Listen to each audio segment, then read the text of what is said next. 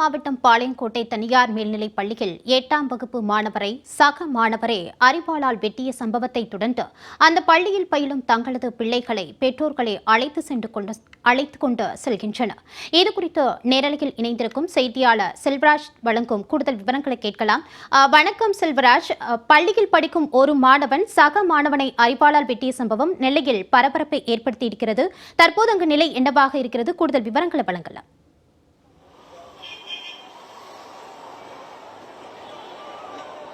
நிச்சயமாக மாலதி, நெல்லை மாவட்டம் பாளையங்கோட்டையில் உள்ள ஒரு தனியார் மெட்ரிக் மேல்நிலைப் பள்ளி என்பது உள்ளது. இந்த பள்ளியில் சுமார் ஆயிரக்கணக்கான மாணவர்கள் பயின்று கொண்டு வருகிறார்கள். இந்த பள்ளியில் இன்று காலை சக மாணவர், குறிப்பாக 8ஆம் வகுப்பு படிக்கக்கூடிய சக மாணவர் ஒருவரை அருவாளால் வெட்டிய போது அங்குள்ள ஆசிரியை ரேவதி அவரை தடுத்த போது அவருக்கும் படுகாயமடைந்தார். கிட்டத்தட்ட 2 பேரும் படுகாயமடைந்து அருகில் உள்ள தனியார் மருத்துவமனை அனுமதிக்கப்பட்டு அங்கு அவர்கள் சிகிச்சை என்பது அளிக்கப்பட்டு வருகிறது. இந்த சம்பவம் தமிழகத்தின் பல்வேறு பகுதியிலும் ஒரு பதட்டமான சூழ்நிலையாக நிலவி கொண்டிருக்கிறது.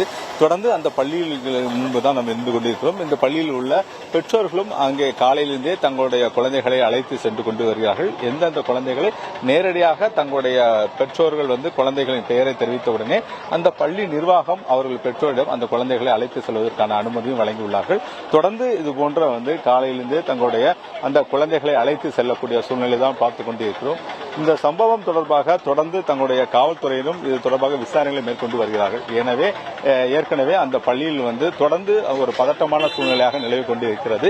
இந்த குழந்தைகளை தங்களுடைய பெற்றோர்களும் உடனடியாக தங்கள் குழந்தைகளை அழைத்து செல்வதற்காக அனைத்து பெற்றோர்களும் தங்கள் பள்ளி முன்பாக கூடிக்கொண்டிருக்கிறார்கள். எப்போதும் மாலையில் 4:30 மணிக்கு தான் அந்த பள்ளி என்பது குழந்தைகளை அழைத்து செல்வதற்காக அவர்கள் விடக்கூடிய சூழ்நிலையில் தற்போது 3:30 மணிக்கே தங்கள் குழந்தைகளை அழைத்து செல்வதாக பெற்றோர்கள் அனைவரும் தங்கள் அந்த பள்ளிக்குள் அனைவரும் வந்துள்ளார்கள். குறிப்பாக தங்கள் குழந்தைகளை அழைத்து செல்வதற்காக அந்த பெற்றோர்களும் வந்துள்ளார்கள். தொடர்ந்து இந்த பகுதி முழுவதும் ஒரு பதட்டமான சூழ்நிலையாக இருக்கிறது. காவல்துறையிலும் குவிக்கப்பட்டுள்ளன. ஏன்னா காவல்துறைகள் இன்று காலையிலிருந்து இந்த பள்ளிக்கு முன்பாக பல பெற்றோர்கள் தங்களுடைய பள்ளி நிர்வாகத்துடன் கடுமையான வாக்குவாதத்திலும் ஈடுபட்டார்கள். இதை தொடர்ந்துதான் தற்போது காவல்துறையும் அங்கு குவிக்கப்பட்டுள்ளார்கள். தொடர்ந்து அங்கு பதட்டமான சூழ்நிலையாக நிலவி கொண்டிருக்கிறது.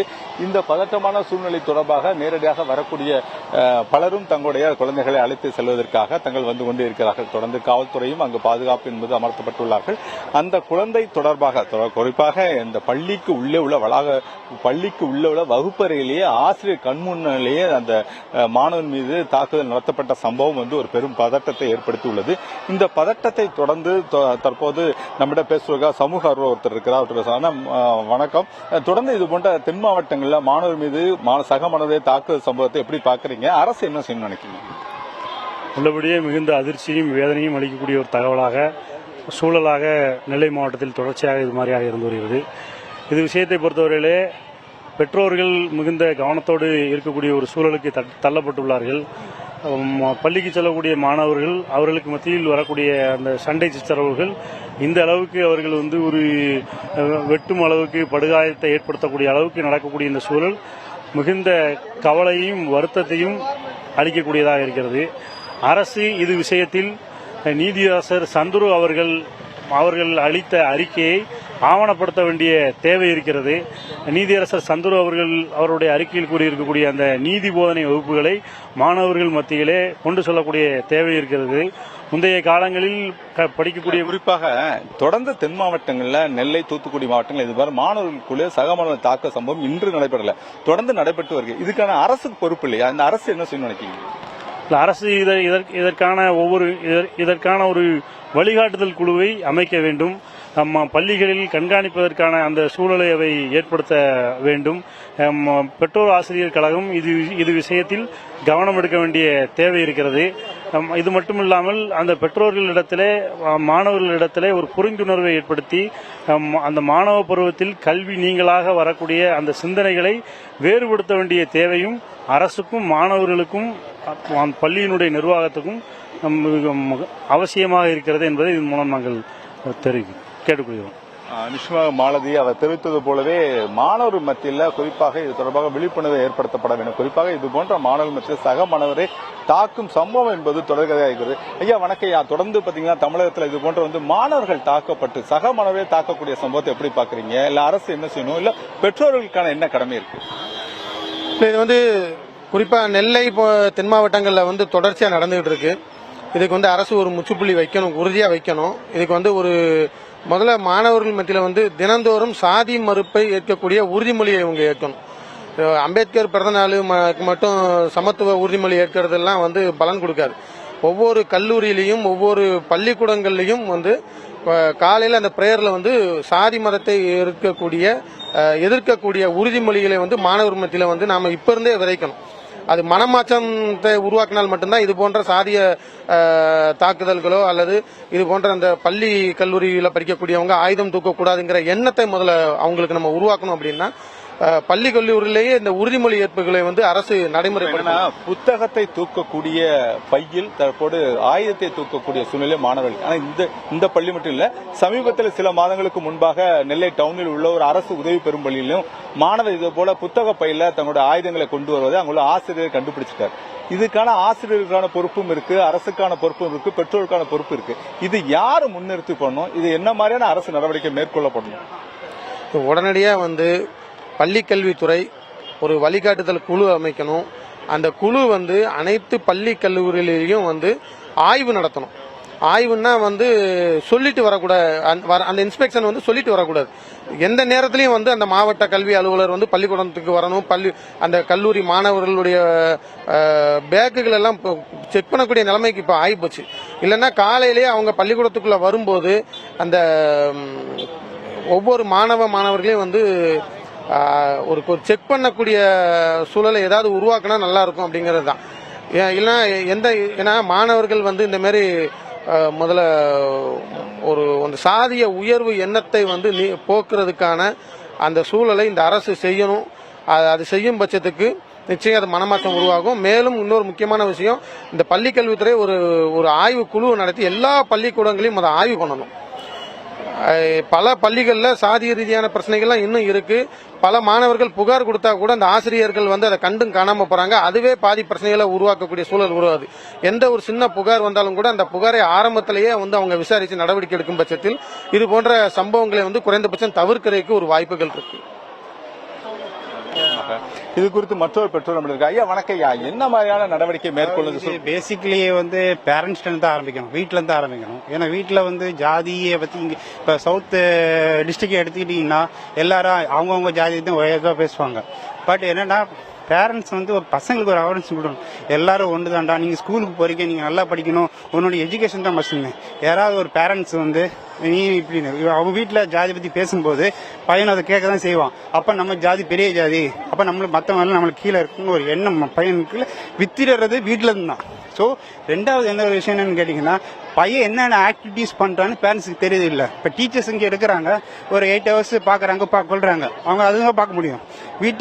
ஸ்கூல் விட்டு வெளியே போனதுக்கு அப்புறமும் வரதுக்கு முன்னாடி பையனுடைய இது இல்லை. என்னோட ட்ரெஸ்ஸிங் கோடு பாத்தீங்கன்னா தெரியும். இந்த மெட்ராஸ்ல பிள்ளைங்க ஒரு ஸ்டைல் பேண்ட் பாத்தீங்கன்னா, நம்ம இப்ப என்னுடைய காலத்துல பாத்தீங்கன்னா வாத்தியார் முடிவெட்டுறதுல இருந்து பேண்ட் வர பிடி வாத்தியார் செக் பண்ணி அனுப்புவாரு. இப்ப எல்லாரும் பாருங்க டைட்ஸ் ஒரு மாதிரி போட்டுக்கிட்டு, பேண்ட்டை வந்து ஒரு 3/4 சைஸ் போட்டுக்கிட்டு, ஒரு ரப்பர் செருப்பு வித்தியாசம் போட்டு வராங்க. ஒரு ட்ரெஸ்ஸிங் கோடும் கிடையாது. இன்க்ளூடிங் கவர்மெண்ட் ஸ்கூலா இருந்தாலும் ஒரு ட்ரெஸ்ஸிங் கோட் வேணும். அதுக்கு வந்து அரசாங்கம் சில முன்னேற்பாடு செய்யணும்.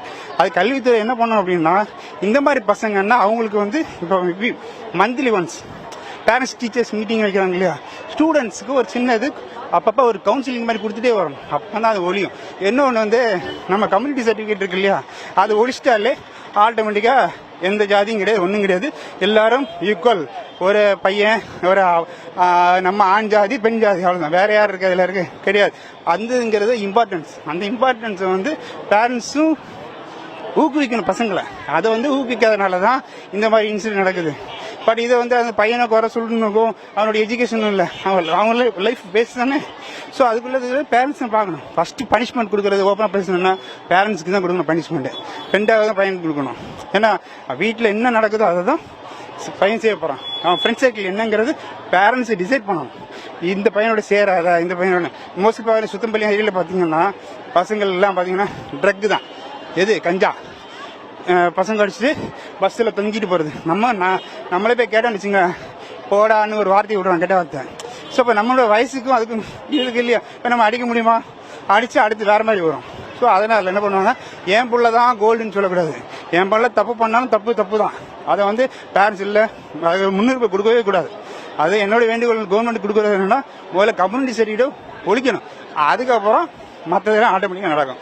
மந்த்லி ஒன்ஸ் கவுன்சிலிங் கொடுக்கணும். இதுதான் நிச்சயமா உமா, நீங்க நேரடியாவே கேட்கலாம். ஏன்னா தொடர்ந்து பாத்தீங்கன்னா பெற்றோர்கள் சொல்லக்கூடிய கருத்து என்பது இதுதான். குறிப்பாக மாணவர்களுடைய பருவத்தில் பெற்றோர்களுக்கும் அதற்கான கடமை என்பது இருக்குது. ஏன்னா தங்களுடைய வீடுகளில் வந்து ஒவ்வொரு மாணவர்களையும் கண்காணிக்கப்பட வேண்டும்.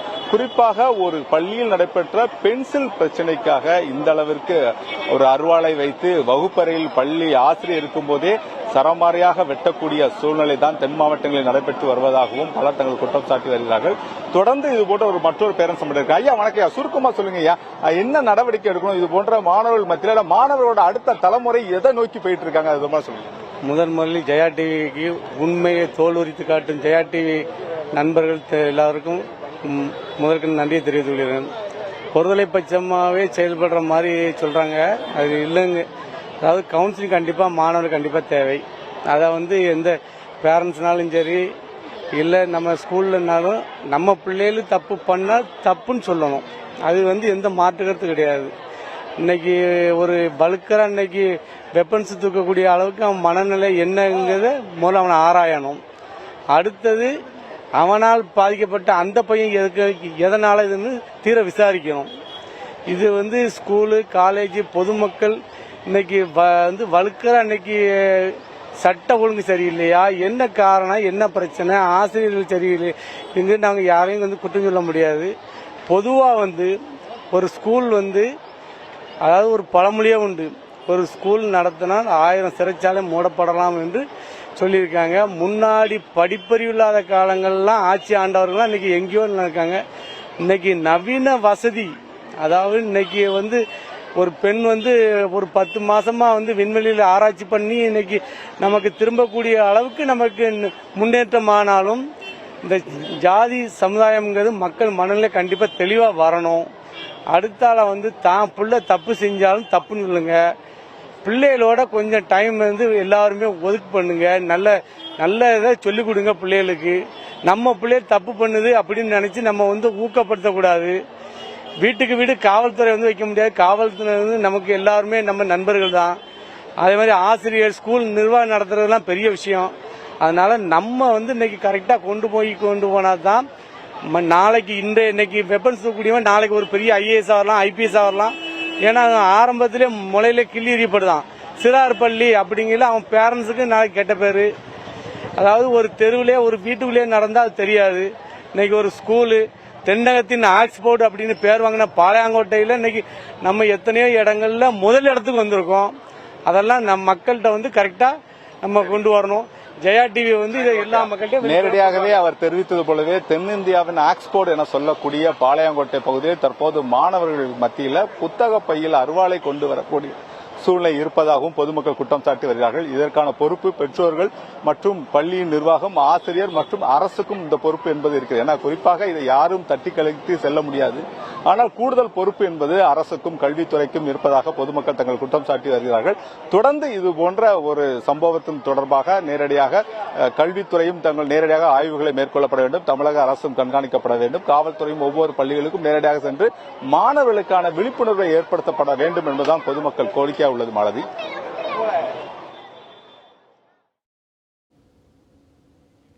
நெல்லையில் தனியார் பள்ளியில் அரங்கேறியிருக்கும் மாணவருக்கு அரிவாள் வெட்டு சம்பவம் தொடர்பாக விரிவான நேரலை விவரங்களோடு இணைந்தமைக்கு நன்றி செல்வராஜ்.